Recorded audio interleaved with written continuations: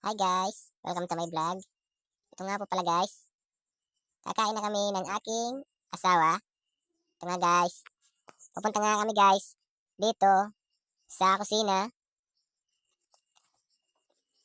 At yung asawa ko guys, magsasandok na. Okay, so sobrang dilim guys. Sobrang dilim ng bahay namin. Kasi guys, yung ilaw nilipat ko doon sa aming higaan. At ito na nga guys. Andito na kami sa muyang kusina. Ito na yung agom ko. Magluluhag na po siya.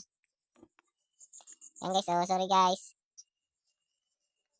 Kasi yung ano namin, ganyan lang. Nag-iipon pa kasi guys ng pang paano guys. Pang ano dito sa bahay. Yan guys, oh, nagluhag na po siya ng kanin. Yan guys. Sobrang dami guys ng ano, nang niluhag sa akin. Kahit nga guys, ano, madami ang kain ko pero hindi pa rin ako nagdadakula. Yan guys, so yan po yung kanin namin. Sige guys. Ito pala yung ulam namin. Andito. Nalukduan ng planggana. Yan guys, pretong isda yung ulam namin guys. Ilalagay ko na dito guys sa aming higaan.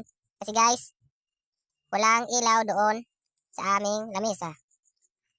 Okay guys, dito kami kumakain sa loob. Dito sa aming kwarto. Kasi nilipat ko dito yung ilaw. And na guys. Magsisimula na po kami kumain guys. And kain pala sa endo guys. Yan guys, oh. Nagsisimula pa lang kaya yung lagay.